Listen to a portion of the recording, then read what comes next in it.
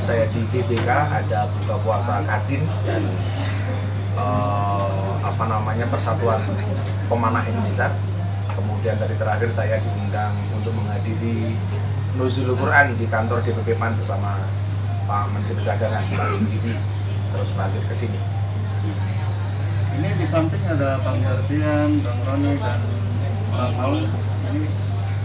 Jadi kebetulan karena saya di Jakarta, saya kemarin janji sama beberapa teman media untuk mengklarifikasi yang hari ini rame soal dugaan saya menerima dana dari seseorang.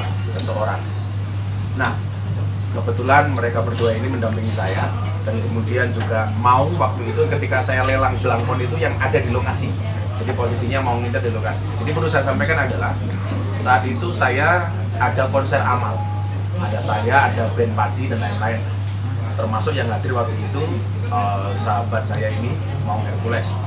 Nah, saya untuk dana amal ini melelang belangkon. Kebetulan ini bukan yang pertama kali. Saya sudah beberapa kali lelang. Salah satunya sebelum itu belangkon saya dibeli 200 juta untuk santri asuh di Jawa Timur sama seorang pengusaha. Semuanya kita kasih ke situ untuk santri asuh. Nah, waktu itu charity kembali ada yang nanya, ada lelang lagi nggak Gus? Oh ada, boleh belangkon. Nah, karena belangkon pertama saya laku 200 juta, maka waktu itu saya membuat harga terendah untuk bisa mengikuti bid itu harus ada yang berani nawar 200 juta. Setelah kita seleksi, ternyata ada dua orang yang nawar berani buka harga dasar 200 juta. Maka kemudian proses lelang itu terbuka dan live. Kemudian akhirnya yang paling tinggi waktu itu yang bersangkutan ini membeli belangkon saya senilai 900 juta. Dan uangnya langsung semuanya untuk charity.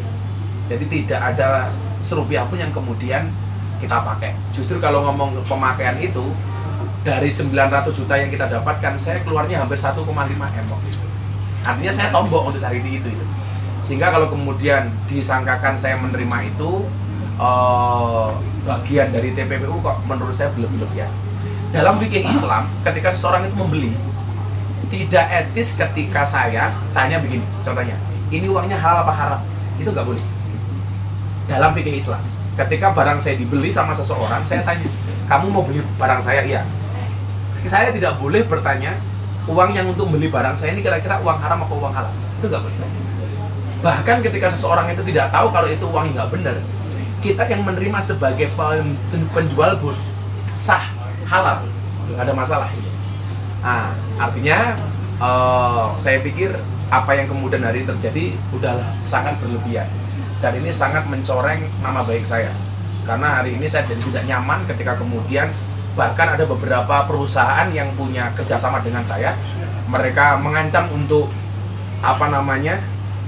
membatalkan kerjasamanya dengan saya gara-gara khawatir kalau kemudian saya benar-benar menerima aliran dana itu. Ketakutan kan? Sehingga ini secara materi dan imateri sangat-sangat merugikan. Gus, itu melalui dananya sendiri masuk ke sebuah yayasan lelang atau ke nomor rekening Gus? Waktu itu dananya karena panitia charity-nya itu minta masuk kita dulu, tapi kemudian langsung kita transfer. Dan itu ada buktinya semuanya, ada buktinya atas sepengetahuan panitia, maka kemudian kita transfer. Jadi clear, semua bukti transfernya ada. Baik Gus, mungkin Nun Sewu, tapi jenengan kenal nggak sih sama Wahyu Kenzo sendiri? Saya kenalnya waktu itu justru dia sebagai pemilik PT Legion. PT Legion, awalnya itu PT Legion. Tapi setelah kemudian dia beli, kan saya jadi ngulik-ngulik. Sebenarnya ini siapa kok sampai beli mahal-mahal banget gitu. Ternyata satu, dia mengidolakan saya banget. Mengidolakan saya banget. Oh, kan saya tidak boleh menolak siapa yang mengidolakan saya. Saya aja idolan. Mau saja yang punya 1 juta pasukan di Jakarta jadi pengawal saya gitu. Tinggal perintah dikerahkan siap. Tadi beliau ini mau berangkat ke Brebes habis maghrib tadi. Terus saya bilang saya mau jumpa sama teman-teman wartawan, dia batalkan ke Brebesnya untuk mengawal Abah. Jadi saya baru tahu kemudian kalau beliaunya ini pemilik ATG itu setelah lelang terjadi. Setahu saya beliau owner dari Legion. Awalnya gitu. Nah, Gus, ini kan merugikan nama baik nih Gus ya, maksudnya secara imateri dan materi. Ada langkah berikutnya nggak sih dari Gus Miftah? Nanti soal langkah berikutnya saya nanya kepada teman-teman lawyer yang mendampingi saya ini, karena secara hukum mereka pasti jauh lebih tahu dibandingkan saya. Langkah kedepannya seperti apa, saya pasrahkan kepada mereka. Tapi yang jelas mungkin sekali lagi saya tegaskan, dulu pas lelang amal untuk charity itu mau nggak ada mau ya? Saya ada. Ada, itu di Bali Sarbini. Ada beberapa juga Barang lain yang dilelang. Ada beberapa toko-toko juga. Toko-toko juga datang. Ada orang tua kita juga ada hadir, ada Pak Kiai. Pakai saya juga Saya juga hadir. Waktu itu juga ada orang yang secara live minta disahadatkan bahkan. Ketika saya lagi di depan, mereka buat tulisan, Gus minta tolong saya disahadatkan. Anak Bali waktu itu. Jadi prosesnya panjang. Gus berencana untuk lapor balik nggak sih Gus? Itu nanti urusan lawyer. Karena narasumber yang kemarin menyebutkan nama Gus Miftah juga menyebutkan nama secara lengkap gitu Gus. Nah, Tidak secara inisial gitu. Yang saya sesalkan adalah bahkan tersangka sekalipun sudah ditetapkan sebagai tersangka itu masih nyebut nama inisial. Lah ini belum apa-apa sudah langsung menyebut nama terang gitu.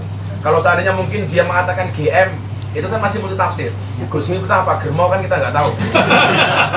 Ini langsung menyebut nama saya. Itu sangat-sangat merugikan. Dan nanti langkahnya seperti apa, saya pasrah sama teman-teman lawyer. Tapi kalau dari korban sudah dikembaliin uangnya, kita yang kembalikan. Loh, kalau itu kita jelas prihatin. Tapi kalau kemudian disuruh mengembalikan seumpamanya, ini dasarnya apa? Karena uang itu juga sudah dipakai untuk amal. Amal, itu Untuk ibadah. amal. Bahwa saya bersimpati dengan korban itu pasti. Coba kalau kemudian saya nyangkanya itu uang Legion, kan saya juga nggak tahu gitu. Kira-kira gitu Pak. Terus tapi nanti kalau disuruh jadi saksi atau gimana, siapa atau gimana Pak? Kita hormati prosesnya dulu lah Mas. Saya juga belum tahu kedepannya seperti apa kan. Ini kan ramainya sebenarnya di media, mau di penyidik seperti apa saya juga nggak tahu. Gitu. Ya mungkin kalau kemudian ini jadi pansos bagi yang bersangkutan ya cukup saya katakan Anda salah milih lawan. Gus, terakhir kontak sama Wahyu Kenco kapan Gus masih? Terakhir justru dia minta doa melalui telepon, Bang tolong saya didoakan. Karena kebetulan circle orang-orang yang kenal saya itu rata-rata manggil saya Abah, termasuk Meng Warkosnya manggil saya Abah. Ya kita doakan kan, namanya orang minta doa. Kan kayaknya biasanya cuma berdoa saja. Ya kita doakan. Kemudian tahu-tahu saya dengar berita beliau ditangkap itu aja. Berapa bulan Gus jedanya dari minta doa sampai akhirnya belum tahu itu ditangkap? Jauh ya. Dia sebelum tahun ini kok. Sebelum tahun ini. Dia minta doa itu. Gus, atas tuduhan ini banyak kerjasama yang hilang nggak sih Gus? Ada beberapa perusahaan yang bertanya kebenaran itu dan ini sangat merugikan sehingga perusahaan-perusahaan yang endorse saya itu kemudian jadi khawatir kan. Nah nanti makanya saya membutuhkan klarifikasi untuk itu, termasuk untuk perusahaan-perusahaan yang bersangkutan nanti kita klarifikasi. Termasuk juga jemaat-jemaat yang maksudnya orang-orang yang mungkin ikut pengajian Gus itu juga. Iya, termasuk teman-teman artis juga nanya, Jadi jamaah dan jemaat juga ada. Nanya termasuk. Kan kita orang yang sangat toleran kepada siapapun.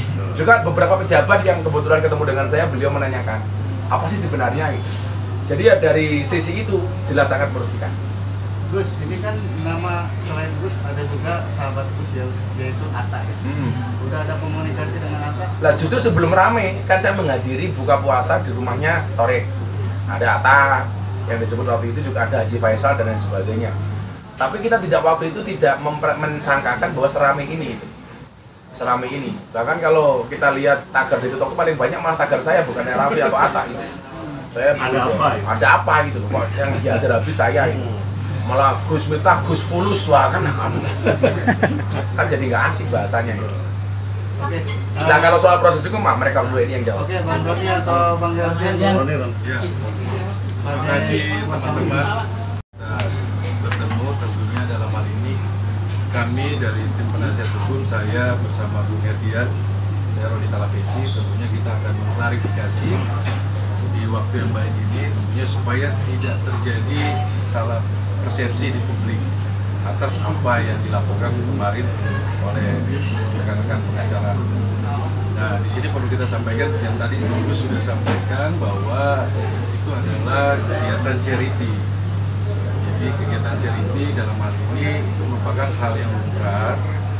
Kemudian ketika kegiatan tersebut berjalan lancar, kemudian belangkon yang menjadi objek untuk dilelang kemudian dibayarkan.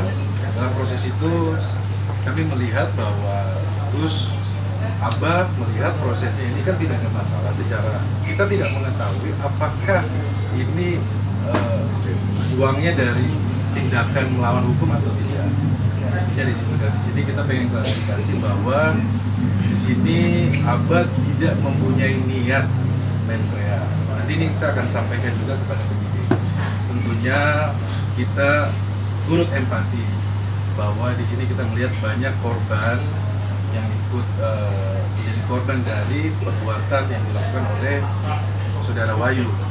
Tapi dalam hal ini kita perlu menyebutkan nama baik dari Abah untuk supaya publik melihat bahwa proses yang berjalan ini Abah tidak mengetahui uang tersebut uang hasil kejahatan atau tidak. Ini yang perlu kita luruskan. Itu yang pertama. Yang kedua terkait dengan niat Abah menikmati uang hasil kejahatan itu juga pun tidak jauh sekali. Jadi ini akan kita klarifikasikan kepada tim penyidik. Kalau dipanggil Abah sebagai warga negara yang baik, tentunya kita mendukung segala proses hukum yang berjalan. Bahwa kita mendukung agar penyidik membuka kasus ini menjadi terang benderang, siapa yang benar-benar terlibat, kemudian kita menghindari dari fitnah. Ini juga perlu kita luruskan supaya publik juga mengetahui. Tapi sekali lagi tadi Abah sudah sampaikan dan kami tim penasihat hukum perlu kita sampaikan juga, kita turut prihatin terhadap para korban yang menjadi korban dari saudara Wahyu Kenzo. Segala sesuatunya prosesnya nanti kita akan sampaikan kepada rekan-rekan media.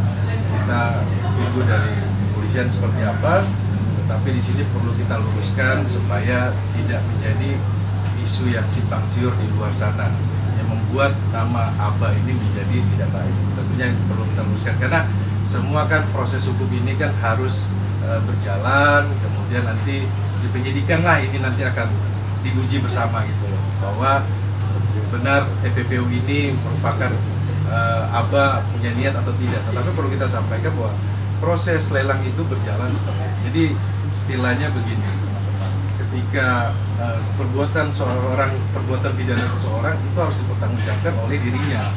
Dia tidak bukan orang lain. Jadi dia tidak bisa mengkaitkan. Tetapi ya semua proses ini kita hargai, nanti kita akan sampaikan kepada rekan-rekan. Ada nanti waktunya. Berarti nanti termasuk penjual rokok atau nanti kalau dia beli sayur di pasar, nanti di pasar semuanya kena. Nah ini yang perlu kita luruskan supaya jangan menjadi simpang siur di publik gitu. Bang, ini masuk pasar pencemaran nama baik ya karena ada nama Gus.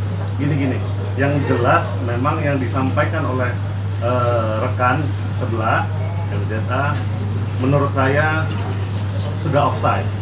Karena kenapa? Dia dengan terang benderang, dengan sangat yakin sekali menyatakan bahwa klien saya melakukan sesuatu, menikmati sesuatu. Nah ini yang harus diklarifikasi balik oleh beliaunya. Dia tahu dari mana? Apakah ini cuma fitnah? Ada maksud apa? Nah itu yang harus diklarifikasi. Makanya di sini kami tim kuasa hukum menegaskan dan mensomasi rekan MZA untuk tidak lagi menggunakan kalimat atau dengan kata-kata yang menyudutkan klien kami. Yang pertama. Yang kedua, kami akan mengambil langkah-langkah terukur untuk menyelesaikan perkara ini. Gitu, Ron? Ya, jadi sebenarnya dengan adanya Penskon ini untuk mengakhiri spekulasi bahwa Gus Miftah ikut menikmati uang hasil kejahatan. Ini untuk meluruskan ya. Oke, yang menarik bahasanya ini kan menerima, artinya telah menerima dan menerima. Ini prospek hukumnya sendiri seperti apa sih? Pastinya kan kita harus lihat kembali lagi kepada niat yang mensrea ya, bahwa kita tidak bisa mengeneralisir bahwa semua perbuatan dari Wahyu Kenzo kemudian dilimpahkan kepada orang lain. Ini kan nggak fair juga. kan kita tidak tahu bahwa uang itu udah ada uang. Kan sebelumnya itu kan ini acaranya juga acara charity kok, acara amal gitu loh. Nalar logikanya kan ketika orang mau berceriti kan amal ya tentunya kan dengan niat baik, kita juga tidak berprasangka buruk lah. Jadi ya semua ini kita sampaikan sekali lagi untuk mengakhiri spekulasi atas nama baik dari Abah. Jadi ini kita luruskan bersama. Ya. Herdian tadi nyebut somasi, Bang Herdian berapa lama Bang Herdian untuk kasih tenggat waktu biar MZH ini kasih klarifikasi Bang? Begini, yang jelas dia melakukan hal ini berulang-ulang supaya khalayak ramai jadi gaduh. Bahwa klien saya beginilah, klien saya begitulah. Menurut saya itu sudah tidak patut. Tolong cara-cara begitu tidak baik dilakukan oleh seorang pengacara yang officium nobile untuk menggapai maksudnya. Dia harus mengorbankan klien saya, itu nggak pas. Dia harus klarifikasi dan minta maaf. Itu dikasih waktu berapa lama Bang? Sesegera mungkin. Kalau misalkan tidak dilakukan dalam waktu seminggu gitu Bang, apakah ada? Kami akan ngambil langkah-langkah yang terukur tadi. Pasti. Langkah terukurnya apa Bang? Ya, kami kan pengacara ya, pasti hukum. Nanti prosesnya kita sampaikan. Ya kalau nanti pakai jalanan ya mau. Saya pakai jalanan makanan terpaksa saya jangan. Makanya pasti sabar. Ini bulan Ramadan. Enggak, ini kan kita ya sedikit humor juga. Jangan telan terus. Karena begini loh, saya tambahin sedikit ya. Saya bukan membela apa bukan. Pada saat waktu lelang belangko itu, saya juga ikut hadir di situ. Ada beberapa tokoh-tokoh ulama besar juga ada. Termasuk ada orang tahu kita, saya nggak mau sebut nama. Termasuk Pak Kiai Said Akil. Itu terbuka di forum. Ada beberapa pejabat-pejabat juga ada juga. Dan live terbuka itu. Jadi kalau orang tuduh di situ bahwa apa terlibat, ya enggak itu nggak benar itu nggak benar. Saya bukan bela bukan. Sebenarnya saya itu mau ke Bretes.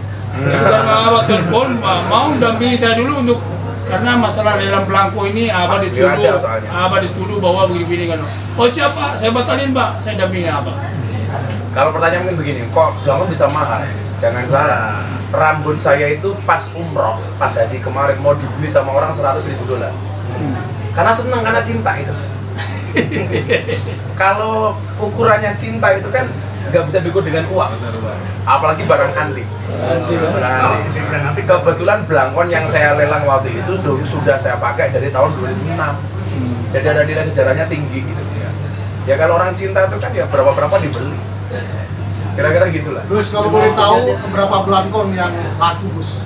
Saya banyak jual sebenarnya, tapi ada yang laku 50 juta dan syukur tahun itu saya sumbangkan. Gak ada yang saya pakai. Kegiatan amal termasuk untuk santri asuh di Jawa Timur laku 200 juta. Terus dulu saya di Mekah itu dibeli sama orang $10.000. Ya ada saja dan uangnya terus langsung saya sumbangkan itu. Salurkan itu. Nah, terakhir pas haji tahun kemarin ini saya pas umroh pas tahallul langsung bilang begini, ada pengusaha, Gus dipotong semua yuk, saya beli $100.000. Enggak lah, nanti saya nggak jadi Hercules kan beda. Gus, jadi kapok kan Gus? Gus jadi kapok kan Gus? Kedepan akan lebih hati-hati. Ya kalau kalian mau beli 1 miliar juga boleh dong saya. Gus, tapi dengan kejadian ini ada pesan khusus nggak sih mungkin buat hal baik, boleh nggak sih dalam Islam sendiri uang haram itu buat amal segala macam? Nah, yang jelas begini. Kita tidak boleh bersedekah dengan uang haram karena al-wasilatu ilal harami fahuwa haramun. Jadi kalau kemudian ini jelas saya mempunyai uang haram umpamanya, saya sedekah, itu jelas tidak boleh. Tapi bagi si penerima kan nggak pernah tahu Pak. Betul. Nggak pernah tahu. Masa orang ngasih saya, ini halal apa haram? Dia bisa nyinggung loh, gitu. Nggak mungkin gitu. Jadi saya pikir kalau kita harus bersedekah tentunya dengan uang yang baik, Dan sekali lagi, saya ketika menjual barang tidak pernah bersuudzon, pasti berhusnudzon bahwa ini adalah baik, gitu aja. Jadi kalau kita sengaja menyediakan uang haram, jelas itu nggak boleh. Terus dari pemuda-pemuda ini sendiri untuk mengembalikan nama baik ini gimana? Ya itu mungkin teman-teman yang bersimpati saja, Ya jelas termasuk ada beberapa ormas, beberapa akun, bah kita bela gimana? Sudahlah itu akan kita selesaikan secara hukum saja itu. Jadi kita nggak perlu kemudian melibatkan banyak orang untuk menyelesaikan masalah itu. Tetap tenang saja. Kalau soal telepon dari mana-mana, Bang, kita bantu apa itu banyak. Kalau dari NU sendiri, Loh, saya tidak akan melibatkan ormas apapun. Yang jelas ini dulu inisiasi lelang dari saya, bukan dari ormas apapun. Gus ke depan lebih berhati-hati nggak sih Gus? Ya tentunya iya dong, jadi pelajaran kan. Tentunya jangan sampai kita jatuh di lubang yang sama, kecemplung 2 kali. Saya selalu bilang jangan pernah mengulangi kesalahan yang sama. Kenapa? Karena masih banyak kesalahan lain yang harus kita coba. Jadi Pak. Jadi kalau kemarin pelelang itu, bahwa kalau Abah tahu bahwa ternyata jelas nggak mau kalau tahu. Pasti nggak mau, karena memang nggak tahu gitu loh. Orang transparan terbuka, live. Oh ya beli 900 juta. Masa kalau saya dikasih uang mau ditransfer mau, ini uang ngerampok dari mana? Kan nggak mungkin gitu loh. Saya menyanggung beliau lagi lah. Yang Santri gimana San? Sempat ikutan lelang nggak mau? Enggak, beliau waktu itu datang kapasitasnya ngawal saya. Kapasitasnya ngawal saya. Mendampingi Abah. Gus, sikap Santri sendiri gimana Gus? Kenapa? Santri Gus. Ya banyak bertanya, takut kan? Karena kan salah satu bahasa yang paling menakutkan itu TPPU itu. Dan itu sudah bukan bahasa yang asing, artinya santri juga paham soal itu. Itu keji. Jangan diulangi lah. Kasian kan anak-anak jadi kepikiran itu. Nggak mikir mereka. Padahal kan santri saya semuanya di pondok gratis, makan minum belajar di pondok gratis, sehingga mereka kepikiran gitu. Apalagi kalau pemulangan santri seperti ini kan itu merupakan tanggung jawab saya, sehingga mereka hari ini pulang ke rumah masing-masing harusnya istirahat ya jadi kepikiran karena kiainya kok ada bahasa seperti itu, kira-kira gitu. Gus pernah ditawarin ikut masuk ATG nggak Gus? Investasi di sana? Gimana ya saya jawabnya ya? Nggak ada lah. Belum pernah ya? Saya kan yang rasional saja, kalau saya pengen dapat duit ya kerja, itu aja, ya kerja. Tambahan tadi pada saat Gus bilang bahwa kalau ngasih sedekah nggak boleh dari uang haram. Tapi tadi kalau misalnya yang menerima akhirnya tahu itu adalah uang sedekah yang haram, itu gimana? Ya kan yang menjadi proses ketika dia nerimanya, bukan setelahnya. Kalau sudah untuk makan, saya dikasih uang untuk makan di warteg, baru tahu. Ya masa saya udah memuntahkan Bang? Enggak, logikanya kan begitu ya. Logikanya kan begitu. Termasuk beginilah yang saya sering tanya itu, boleh nggak kita itu menerima sedekah dari orang non muslim? Boleh. Buktinya Nabi Musa dikasih makan sama Firaun. Kalau itu haram, berarti darah dagingnya Musa dan betul dikeluarin lagi. Artinya ketika tahu nggak harus dibalikin. Tidak. Apalagi kita nggak punya, nggak ada. Yang dikembalikan apa aja? Orang miskin kita kasih, ternyata ini uang. Begitu dikasih sumbangan, ternyata koruptor. Apa orang miskin harus mengembalikan ke koruptor? Enggak. Ya kan? Kan sekarang banyak koruptor yang kemudian ketangkep, sementara uangnya sudah dibagi-bagi. Pertanyaan saya, apakah yang menerima uang dari koruptor orang miskin harus mengembalikan kepada negara? Kan enggak. Gini, makanya konsepnya TPPU yang ditawarkan oleh rekan MZA itu adalah ketika uang yang dari Wahyu Kenzo itu sudah keluar, dia coba tarik semua untuk mengembalikan aset. Itu salah besar. Karena kenapa? Ketika dia dipakai untuk kehidupan hari-harinya, ketika dia dipakai untuk kegiatannya mendukung perusahaan itu, kalau dihitung semuanya dan harus dikembalikan, itu nggak masuk dalam hitungan akuntansi dan TPPU. Nah TPPU itu adalah dia dengan niat untuk menyamarkan atau mengubah bentuk dari Wahyu Kenzo klien saya itu nggak pantas. Oke, harus sekali lagi bahwa terkait dengan TPPU ini Abah tidak menikmati keuntungan karena ini untuk amal, untuk charity. Kecuali mungkin begini Bang. Saya punya perusahaan Blangkon, nah si Wahyu nitip ke perusahaan saya Blangkon itu namanya penyamaran. Ya. Cuma satu. Dan kami yakin polisi juga akan bekerja secara profesional. Dan kita berharap publik melihat secara jernih mana yang benar-benar terlibat dan mana yang coba disangkut-sangkutkan. Jadi kita berharap bahwa yang benar-benar terlibat itu proses secara hukum. Oke.